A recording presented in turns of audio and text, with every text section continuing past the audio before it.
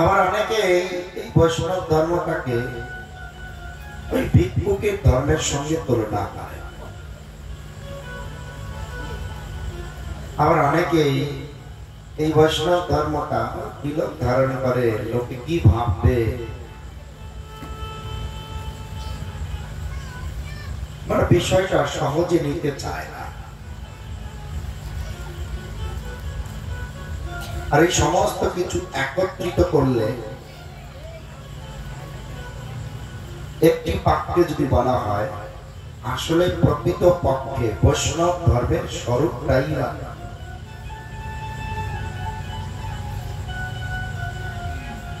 বৈষ্ণব ধর্মটাই কি, কিভাবে সৃষ্টি হলো, এর প্রকৃত স্বরূপ কি? মায়ার জগৎ, মায়ার মেলাতে বেড়াতে এসে হীরের স্পর্শে থাকলেও চুম্বক যেমন লোহাকে আকর্ষিত করে, মায়াবদ্ধ এ শরীর সর্বদা এই জগতের ত্রিগুণময়ী মায়াতে আবদ্ধ হয়। বিষয়টা কেমন? ভগবানের কথা আরম্ভ হয়েছে, সুন্দর একটা উদাহরণ। সেই কথাতে পরিপূর্ণ রূপে ধ্যান না দিয়ে, আমি দেখতে পাচ্ছি আমার সবাই সামনে বসে আছে, তো ওই বৃদ্ধ ঠাকুরমা আসছে, সেদিকে তাকিয়ে আছে।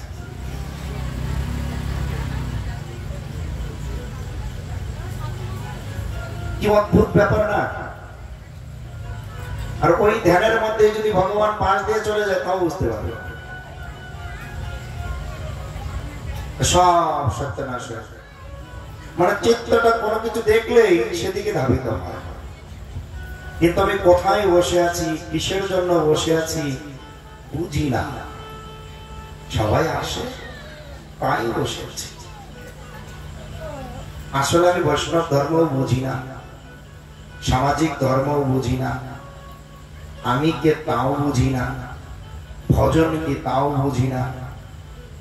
শুধু খিদে পায়, খাওয়াটা বুঝি।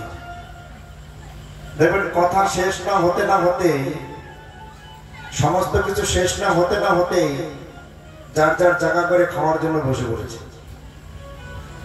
কিন্তু ভাগবত আসলে তো খেতে দিতে নেই,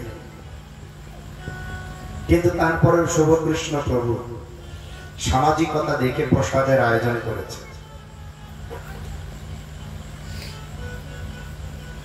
আমাদের ধৈর্যটা কোথায় গিয়ে দাঁড়িয়ে আছে? এই সম্বন্ধে আমি একটি সুন্দর গল্প শোনাবো পরে। এখন আমরা বৈষ্ণব ধর্মের স্বরূপ জানতে গেলে জানতে হবে ভগবান কিভাবে লীলারস বা লীলা বিলাস করতে এই জগৎ সৃষ্টি করতেন। যদি তা জানতে পারি, পরে আর আমরা বলবো না, যদি সামান্যতম বিদ্যা বুদ্ধি থাকে, ওই যে যারা তিলক নিয়েছে, শিখা রেখেছে, ওনারা বুঝি বৈষ্ণব না। দেখবে কোনো কিছু হলেই দাঁড়ে দাঁড়ে ভিক্ষা পায়।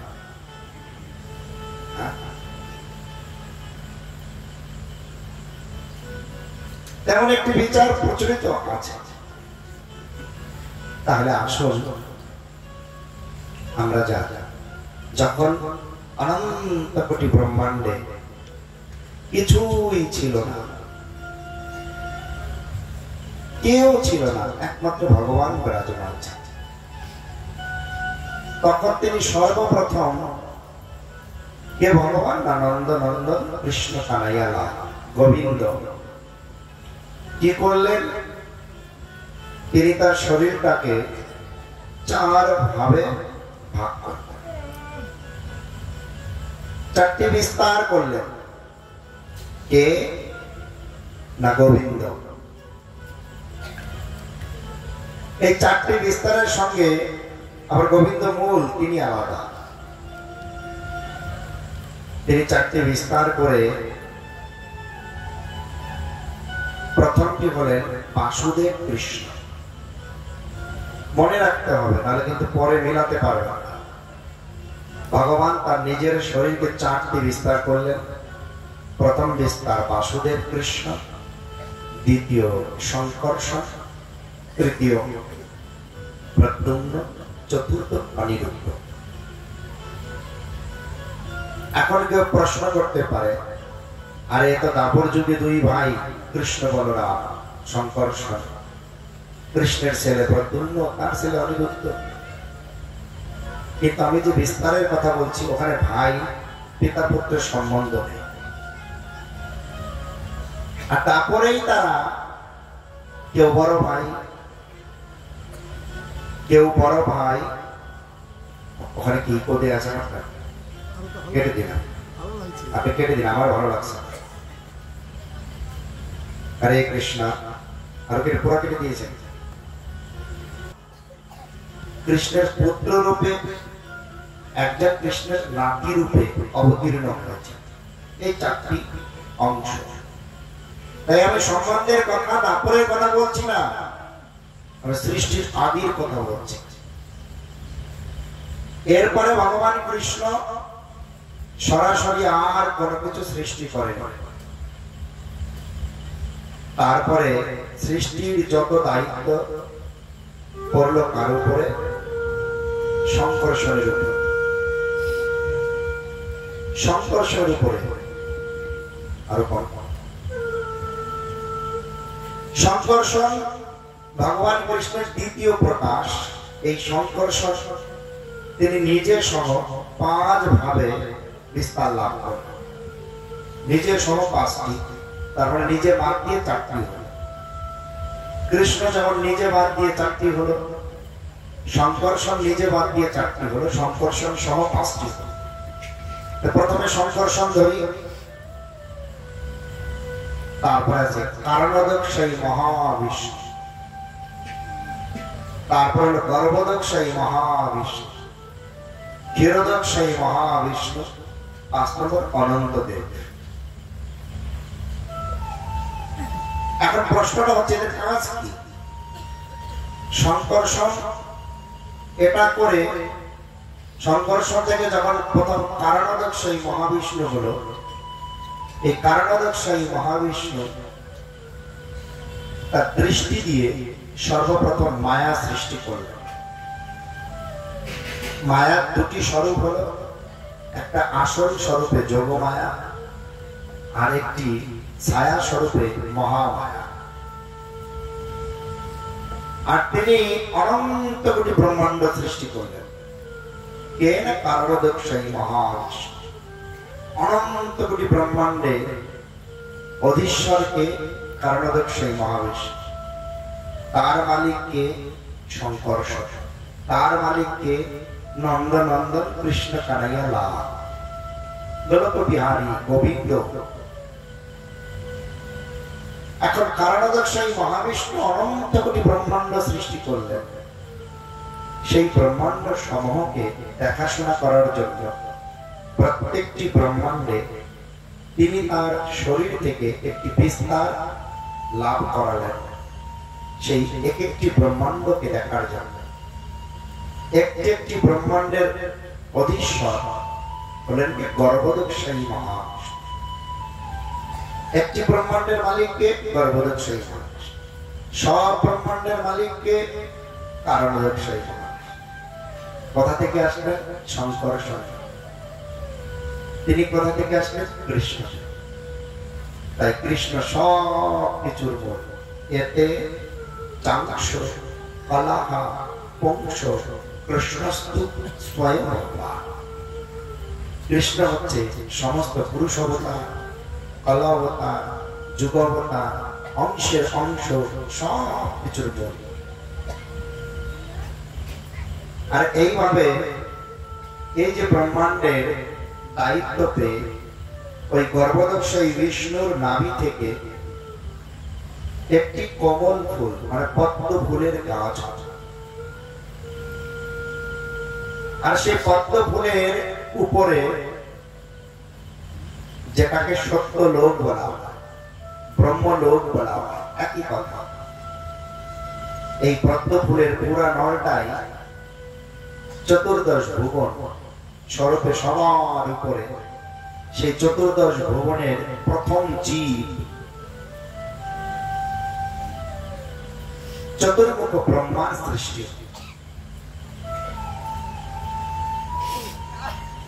ব্রহ্মা সৃষ্টি হওয়ার পর চতুর্দিকে শুধু জল আর জল দেখতে পাচ্ছে। নিজে নিজে বুদ্ধি খাটিয়ে এত জল, আমি এই কমল ফুলের উপরে, চলো কমল ফুলের গাছটা ধরে নিচে গিয়ে দেখা যাক কি আছে। কিন্তু ব্রহ্মা যতই জলের তলাতে যায় কমল ফুলের মূল আর খুঁজে পায় না। কেননা ওই মূল খুঁজে পেলে তো ভগবানকে পেয়ে যাবে। নিজের বুদ্ধিবৃত্তির দ্বারা কি আর ভগবানকে পাওয়া যাবে? পাওয়া যাবে না। এইভাবে নিরাশ হয়ে ব্রহ্মা আবার ফেরত আসে।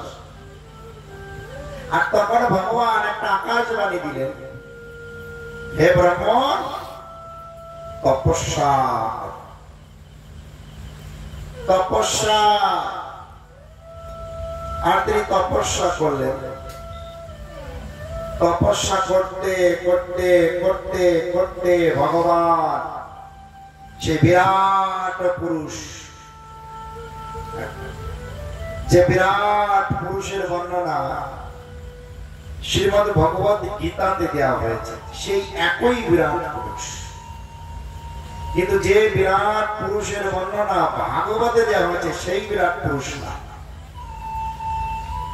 ভাগবতে যে বিরাট পুরুষের বর্ণনা দেওয়া হয়েছে সেই বিরাট পুরুষ, তার কথা অতীব গোপন, তাকে এত সহজে জানা যায় না। তিনি তো গোলক বিহারী, গোলকে থাকে। কিন্তু শ্রীমদ্ ভগবত গীতাতে যে বিরাট পুরুষ, সেই একই বিরাট পুরুষ ব্রহ্মার সামনে উপস্থিত হলেন, আশীর্বাদ করলেন, হে ব্রহ্ম, চোখ খোলো, আমি তোমার তপস্যায় সন্তুষ্ট, আমি তোমাকে জ্ঞান দান করব, সেই সঙ্গে আমি তোমাকে এই জগতের সৃষ্টিকে বাড়ানোর জন্য সৃষ্টিকর্তা রূপে নিয়োগ করলাম। তিনি নিয়োগ করা হয়েছে, তিনি প্রকৃত সৃষ্টিকর্তা নয়, তারও সৃষ্টিকর্তা আছে। আর তাকে তখন ভগবান জ্ঞান দিলেন। আর সেই যে জ্ঞান, সেই জ্ঞানটি ছিল 60টি শ্লোক। 2টি শ্লোক ছিল ভূমিকা, 1টি শ্লোক ছিল উপসংহার, মূল 4টি শ্লোক ছিল। একত্রে 60টি শ্লোক হলেও জগতে তা চতুর্শ্লোকী ভাগবত নামে পরিচিত। আর সেই কথার শেষে গিয়ে ভগবান ব্রহ্মাকে বারবার মনে করান, ব্রহ্ম, আমি তোমাকে সৃষ্টিকর্তা বানিয়েছি ঠিকই, তুমি কিন্তু নিজেকে সৃষ্টিকর্তা ভেবে বসো না। তুমি যদি নিজেকে সৃষ্টিকর্তা ভাবো তাহলে কিন্তু তোমার ঘোর মূর্খামি হবে, গোড়ামি হবে, পতন হবে। এতান মতান সমাদিষ্ট পরমেন সমাধিনা। যা কিছু দেখতে পাচ্ছ দিনে দিনে সব কিছুর মূল কিন্তু আমি। ভবান কল্প বিকল্পেষু নাভিমন্যতি কারিকার্য। দিনে দিনে যা কিছু সৃষ্টি করা হয়েছে, তুমি কিন্তু অহংকার করবে না। আর এই ভগবানের আদেশ পেয়ে যখন চতুর্মুখ ব্রহ্মা সৃষ্টি করলেন, বলে চেতন থেকে চেতন হয়, জড় থেকে চেতন হতে পারে না। যিনি চেতনের মূল উৎস, তার থেকে একটা চেতন আসতে পারে। ব্রহ্মাকে সৃষ্টি করতে বলল, ব্রহ্মার সৃষ্ট জীব চেতন হলো না, তিনি তো চেতনের মূল উৎস না। তিনি চেতন কি করে করবে? আমি আপনি একটি জীবকে সৃষ্টি করতে পারবো না। আমরা একটা জীব হতে পারি, কিন্তু একটা জীব সৃষ্টি করার অধিকার ভগবান আমাদেরকে দেননি, সে ক্ষমতা আমাদের নেই। বলেছে পরিপূর্ণ চেতন, যিনি পূর্ণ নিত্য শুদ্ধ মুক্ত, সেই চেতন বস্তুই চেতন সৃষ্টি করতে পারে। তাই ব্রহ্মা সৃষ্টি করলেও ব্রহ্মার সৃষ্টি চেতন হলো না। ভগবান ব্রহ্মার সেই সৃষ্টি জীবকে চেতন করতে তিনি এক অংশে এই শরীরের মধ্যে অবস্থান করলেন পরমাত্মা রূপে। আর সেই অংশটি প্রত্যেকটি জীবের মধ্যে বিরাজমান, তার ফলেই আমরা চেতন। তার নাম কি বলে? ক্ষীরোদকশায়ী বিষ্ণু। ক্ষীরোদকশায়ী বিষ্ণুর অপর নাম পরমাত্মা, যা প্রত্যেকটি জীবের হৃদয়ে বিরাজমান। যতক্ষণ বিরাজমান ততক্ষণ চেতন, যতক্ষণ বিরাজমান না ততক্ষণ জড়। জড় হলে চেতনের অনুপস্থিতিতে এ জড়ের প্রকৃতিতে পঞ্চভূতে জল, মাটি, আগুন, বায়ু, আকাশে মিশে যায়। ভিতরে চেতন বেরিয়ে গেলে যদি আমাকে তাও করে বা নাও করব, আপনা আপনি এই পঞ্চ প্রকৃতিতে মিশে যায়। এইভাবে ভগবান এই জগতে সৃষ্টি করলেন প্রত্যেকটি জীব। তাহলে বলে বিষ্ণু আগতঃ ইতি বৈষ্ণবঃ অস্তি। এইভাবে যদি প্রত্যেকটি জীব আসে, এখন প্রশ্ন হচ্ছে তিলক ধারণ করুক, শিখা ধারণ করুক, মালা ধারণ করুক বা না করুক, আকাশ থেকে বা অন্য কোন উপায়ে তো জীব আসেনি। উত্তম প্রভু মালা নেবে না, তিলক নেবে না, শিখা রাখবে না, সেটা তার ব্যাপার। পীতাম্বর প্রভু কত বড় বড় চুল রাখবে, মালা নিয়েছে, তিলক রেখেছে, সেটা তার ব্যাপার। কে কোনটা করবে স্বতন্ত্র জীব, ভগবান স্বতন্ত্র, তার অংশও স্বতন্ত্র। কিন্তু মনে রাখতে হবে, আমি মানি আর না মানি, আমি কিন্তু ওইভাবেই ভগবান থেকে এসেছি, আর ওইভাবেই ভগবানের কৃপাতে ভগবান ভিতরে থাকাতে চেতন। তাই গৌরীয় বৈষ্ণবগণ একে অন্যকে সম্বোধন করে প্রভু বলে সম্বোধন করে। প্রভু, আপনি ভাববেন না আপনাকে প্রভু বলছে, আপনার ভিতরে থাকা পরমাত্মা স্বরূপকে প্রভু বলছে। তাই আমাকে একজন প্রভু প্রশ্ন করেছে, জ্ঞানী ব্যক্তি, একটু ক্রোধের স্বরে প্রশ্ন করেছে, মহারাজ আপনি বলুন, জগতের লোকের মধ্যে এত গোড়ামি কেন? আমি যখন সভাতে আসবো তখন আমার কাছে প্রশ্নটা নিয়ে গেছে একটু ক্রোধের সুরে, জগতের লোকের মধ্যে এত গোড়ামি কেন? আমি হেসে হেসে বললাম, বলবো তোমার কথা, চলো সভাতে যাই। একা শুনলে হবে, সবাই শুনুক। তিনি হয়তো বা ভেবেছে আমি উত্তরটা দেব না, কিন্তু আমি গোপন পছন্দ করি না, খোলাসা করে চলতে আমার ভালো লাগে। এ সংসারে গোপন করে ওই গোপনের চাপে আমি পড়ে যাব। গোপন তো ভগবানকে পাওয়া, ভগবানের প্রেম, জ্ঞান পরম গুহ্যম, পরম গোপন। জগতে আবার গোপন কিসে? তা তিনি জিজ্ঞাসা করলেন, এত গোড়ামি কেন? বলবো তার নামটা বলবো? আর বলতে না করে লোকে বুঝে ফেলেছে, যে না করেছে ভালো কথা। তিন প্রকারের বৈষ্ণব আছে। এই যে সমস্ত জীব ভগবান থেকে এসেছে, আপনি আপনার ইচ্ছা মতন বিভিন্ন রঙের সাজতে পারেন, কিন্তু আপনি ভেতরে ভগবান থাকাতে আপনি জীবিত, ভিতরে ভগবান থাকতেই আপনি আপনি বলে পরিচিত। আপনি আকাশ থেকে পড়েননি, আমিও পড়ি। তাই আপনি আপনার রঙের হাওয়ায় মিশে গিয়ে ভিন্ন ভিন্ন রঙের সাজতে পারেন, কিন্তু আপনার কি উচিত না আমি যাকে ধারণ করে জীবিত তার মতো করে সাজি?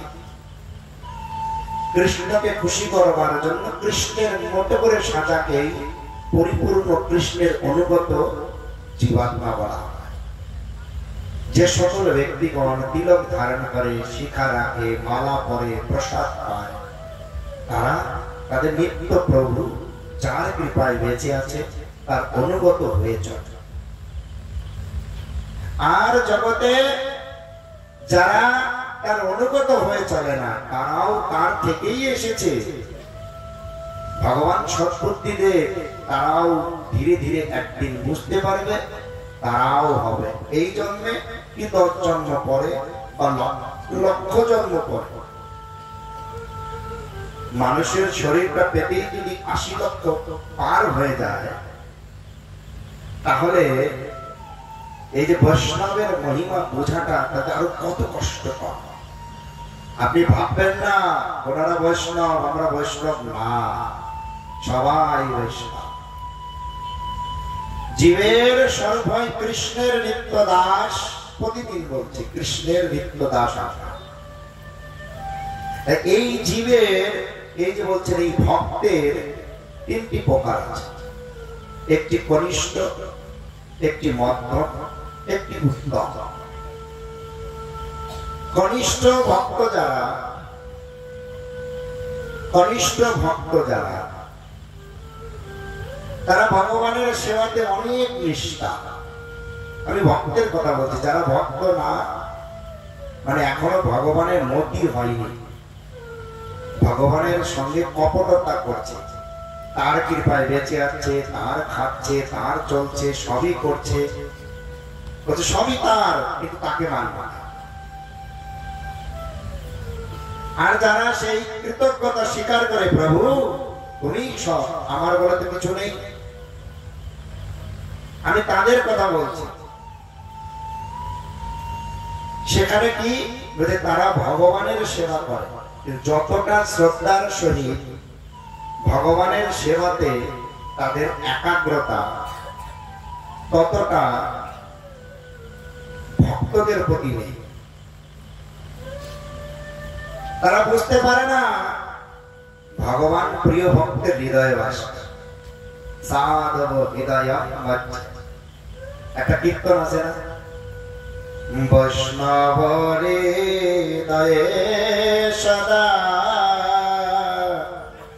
গোবিন্দ বিশ্রাম। শুনেছেন তো আপনারা না? আসলে আমরা কীর্তনটা করি, সবাই করবে। কে কে করবেন হাত উঁচু করুন তো, সবাই করবেন তো? সত্যি?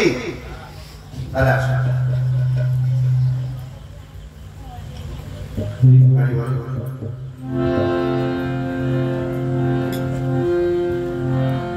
এইবার করুণা করা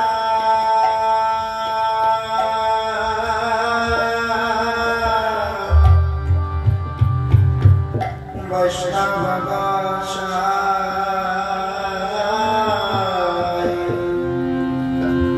এইবার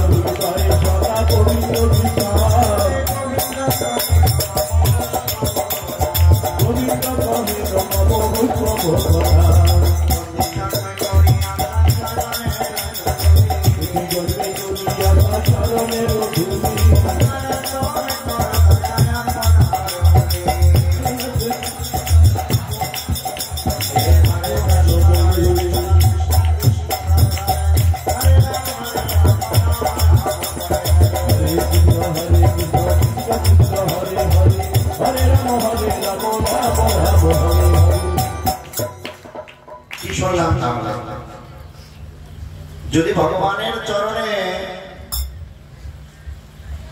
अपराध হয় হরিনাম করলে अपराध কেটে যায়। যদি ভক্তের চরণে अपराध হয় ভগবান আগেই বলবে বাবা আমি কিছুই করতে পারবো না। আমাকে আবার ঠাট্টা করে বলেছিল তাহলে ভক্তকে অপমান করব, মেরে দেব, আবার ক্ষমা চেয়ে দেব। সেটাও এক প্রকারের কপটতা। এখানে ক্ষমাটা বলতে পরিপূর্ণ অনুশোচনাকে বোঝানো হচ্ছে। তো এইভাবে গোড়ামির প্রশ্ন আসতে পারে না। হয়তো আমরা এমন কিছু দেখেছি দেখতে বৈষ্ণবের মতো, কিন্তু প্রকৃত তিনি ভগবানের অনুগত নয়। যদি তিনি ভগবানের অনুগত হতেন তাহলে নরোত্তম ঠাকুর কি ভুল লিখেছেন? তাহলে শ্রীমদ ভাগবত মহাপুরাণ কি ভুল লিখেছেন? এই যে কনিষ্ঠ বৈষ্ণব, যারা নিচু সবে মাত্র বৈষ্ণব হয়েছে, আহাত শ্রদ্ধার সহিত ভগবানের সেবা করে, আর মধ্যম শ্রেণীর বৈষ্ণবের 4টি গুণ থাকে। কি কি সেই 4টি গুণ? প্রথম গুণটি হচ্ছে প্রেম। কার সঙ্গে? প্রেমের বস্তু তো ভগবান।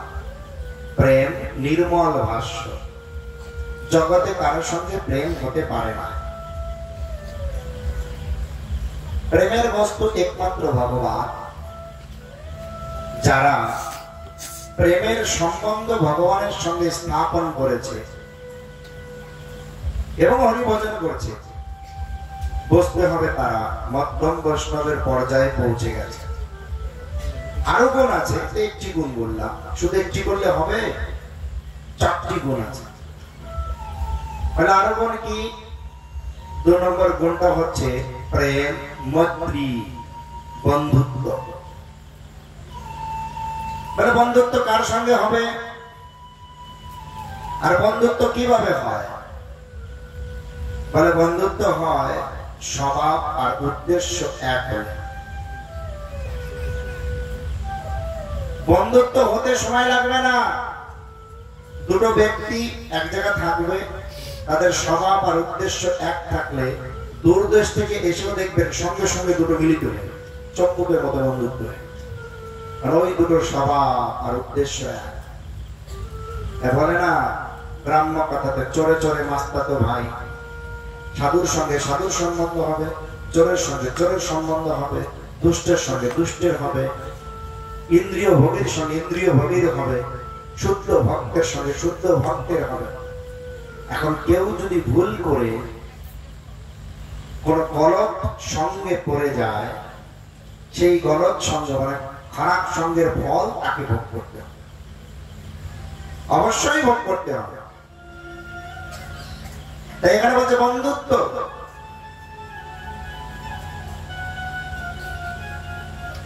এই বন্ধুত্ব জানার আগে আমি দ্বিতীয় দিবসের কথাতে জানিয়েছিলাম সাধু। সাধুকে না ইয়াহা, আমার সঙ্গে বলবেন সবাই, বলুন যে, সবাই বলে নিলে, আবার বলবেন জোরে, সবাই বলে। আমি আগে বলেছি ভালো ছাত্রদের, যে সৎস্বরূপ ভগবানকে খোঁজে তিনি সাধু। তাহলে সাধু সংজ্ঞা জানলেন তো? সাধু কি খোঁজে? টাকা খোঁজে, সম্মান খোঁজে, প্রতিষ্ঠা খোঁজে। সাধুর গোড়ামি হবে? ভগবানকে খুঁজতেই টাইম নেই। ভগবান এত দুষ্ট, ভগবানকে খুঁজতে খুঁজতেই জীবন শেষ। কখন সময় হবে যে অন্য বস্তুর দিকে ধ্যান দেয়া? তাহলে একজন সাধুর সম্বন্ধ স্থাপন করা উচিত কেমন ব্যক্তির সঙ্গে? যিনি ভগবানকে খোঁজেন তার সঙ্গে, না যিনি টাকা পয়সা লাভ পূজা মর্যাদা চায় তার সঙ্গে? তাই ভালোই হয়। এই যে মৈত্রী বন্ধুত্ব হবে না, স্বভাবে উদ্দেশ্যে মিলতে হবে। আরে স্বভাব উদ্দেশ্য না মিললে বিবাহ হয়েছে, পতি পত্নী একসঙ্গে সন্তানাদি হয়েছে, তারপরেও দেখবেন দুজন দুরকমই আছে।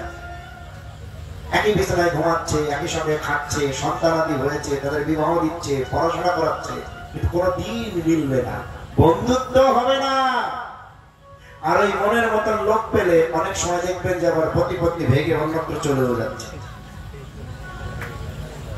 অদ্ভুত ব্যাপার, উদ্দেশ্য দুইজনের দুই রকম, রুচি দুই রকম। তাই বলেছে যে মৈত্রী, এই মধ্যম শ্রেণীর বৈষ্ণবের বন্ধুত্ব স্থাপন করতে গেলে খুঁজে খুঁজে বের করতে হবে কে সত্যিকারের অর্থে ভগবানকে খোঁজে, কে সত্যিকারের অর্থে ভগবানকে চায়। যে সমস্ত ভক্তবৃন্দ হরি ভজন করছে, হরি ভজন তো সবার কর্তব্য, সবার কর্তব্য হলে কি আর সবাই বুঝতে পারবে? 7 দিন ভরে বললাম হরি ভজন বিনা কোনো উপায় নেই, তারপরেও ফল কি হবে ভগবান তারা বুকে হাত দিয়ে বলতে পারবেন। আপনার হরি ভজনের ফলে যদি এমন হয় জীবনের শেষে আপনি দেখলেন হরি ভজন করে ভগবানের দিকে এগিয়ে যাওয়া থেকে পিছিয়ে গেছেন, আপনি মেনে নিতে পারবেন?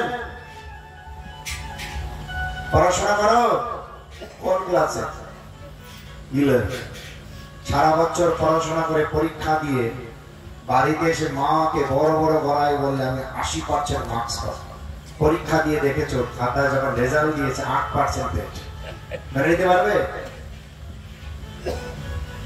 এই যে হরি ভজন করছি, ভগবানের জন্য রন্ধন, ভোগ লাগানো, আরতি করা, কীর্তন করা, হরিনাম করা, কৃষ্ণ ভক্তের সেবা করা, সাধু সঙ্গ করা, হরি কথা শোনা,